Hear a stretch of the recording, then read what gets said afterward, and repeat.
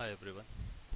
We are going for the next seventh session of rotational dynamics, in which we are actually going to talk about two small derivations. One is for torque acting on a rotating rigid body, and the other is to find what is the angular momentum of a rotating rigid body.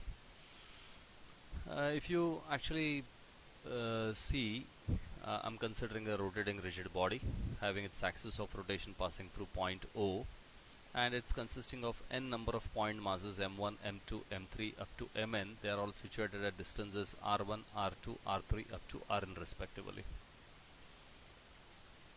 Let's say that this body is acted upon by certain torque, and that torque of you see is going to create some kind of angular acceleration, and that is why the angular velocity will not be remaining constant throughout. However, I take into consideration instantaneous angular velocity as omega, and as the torque keeps acting, the value of omega will keep on changing. Let us say alpha be angular acceleration of a body. The torque is actually defined as the moment of force. So if I'm considering my first particle here, in the first particle, the moment of force acting on this first particle m1, which is at distance r1, that force f1 which is going to act in this line multiplied by r1, that will give me what is the torque acting on the first body, and it is going to be equal to r1 cross f1. But force is equal to mass into acceleration, and that's why you get it as m1a1 is the force in this case. So I then consider acceleration to be equal to dv by dt, and then torque 1 is going to be equal to m1 r1 into dv1 by dt. So that velocity of the first object moving is equal to r1 omega. I can take it to be like this, and then out of this, because you see that distance of object from that particular axis of rotation is not going to change in case of a rigid body. r1 is constant. You can take that constant out of the derivatives, and therefore torque acting on the first body is equal to m1 r1 squared alpha we will be having, where d omega by dt is equal to alpha. Similarly, the torque acting on the second body is equal to m2 r2 squared alpha. Acting on the third body, it is equal to m3 r3 squared alpha. And similarly, that torque acting on the nth object is equal to mn rn squared alpha. So if I add all such values of torque, I'll be able to find what is the total torque acting on the rotating rigid body. It will be tau 1, that is m1 r1 squared alpha plus m2 r2 squared alpha plus m3 r3 squared alpha plus and so on up to mn rn squared alpha. So if I add all these terms, I'll find that alpha is common outside, and what remains inside the bracket is just m1 r1 squared plus m2 r2 squared plus m3 r3 squared plus up to mn rn squared, which actually is sigma of mi ri squared, where I is taking all points into consideration, which represents your you can say moment of inertia of a body, this term inside the bracket. And therefore I understand that torque acting on a rotating rigid body is equal to I times of alpha, where I is the moment of inertia of a body and alpha is the torque acting on the body. So this equation, once again, we can understand it's very similar to that of F is equal to ma in case of linear motion.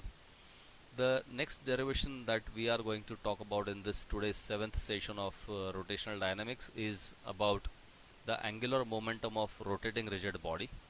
And to understand this angular momentum, once again we are considering a similar kind of a rotating rigid body having n such point masses m1, m2, m3 up to mn, which are all situated at r1, r2, r3 up to rn respectively.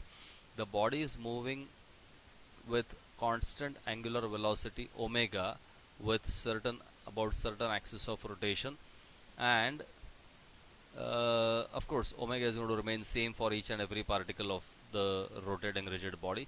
However, the angular momentum itself is defined as the moment of linear momentum. This angular momentum of rotating rigid body or any particle is moment of linear momentum of the body. F1, if it is maybe for the first particle, I understand that L1 is equal to m1 v1 into r1, but V1 itself is equal to R1 omega, so you have L1 is equal to, it is M1 R1 squared omega. Similarly, L2, the angular momentum of the second body, is equal to M2 R2 squared omega, and for the last particle it is going to be Mn Rn squared omega. So if I add all these things, L1, L2, L3 up to Ln, it will give me what is the total angular momentum of rotating rigid body, and if I add so, it will give me that omega is common out, and what remains inside the bracket is once again that very popular term sigma of MIRI squared, which is actually equal to the moment of inertia of rotating rigid body. And then I can prove that therefore L is equal to I times of omega, that the angular momentum of a rotating rigid body is then given by L is equal to I omega in this particular case. However, in this vector format, you can write this equation in the form of vector L is equal to I into vector omega, because we are considering the same direction. If the object is going to rotate like this, you are, of course I have to use my right hand rule generally for determining the direction of omega. The same is going to be the direction of vector L, that angular momentum. So omega and L, they are both in the same direction. Now just an extension of that, we will try to understand what is meant by the conservation of angular momentum.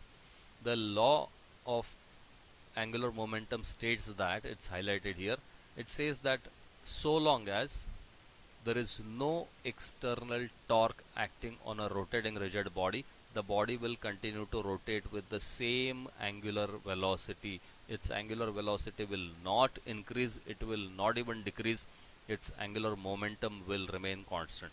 So if a body, as long as its axis of rotation and the moment of inertia are remaining same, you don't apply any torque, even the value of omega will remain same. But for any body, if all of a sudden its axis of rotation changes, then the moment of or maybe its mass distribution changes, the moment of inertia will change, and as I changes, you see, basically we are understanding that torque is equal to 0. If it is so, that value of L, that is I omega, will remain constant. So I1 omega 1 has to be equal to I2 omega 2. That is what we basically understand. We can have a very simple proof for that. We already have torque is equal to I alpha, where alpha itself is equal to d omega by dt, and then I understand I can take this term of I inside, that torque is equal to d by dt of I omega. This particular term here, it's basically representing angular momentum L. So therefore I understand that torque is equal to, it is dl by dt, and if I use so, I understand, because if your torque is 0, dl by dt is 0, and if dl by dt derivative of only a constant term is equal to 0, so L has to be a constant value. So it mathematically proves that whenever there is no torque acting, external torque acting on a rotating rigid body, its angular momentum remains constant. In the next 8th session of this rotational dynamics, we will talk about what is the total kinetic energy of a rolling body, which is body rolling without slipping. And of course some more few very important theorems. One is called parallel axis theorem, the other is perpendicular axis theorem.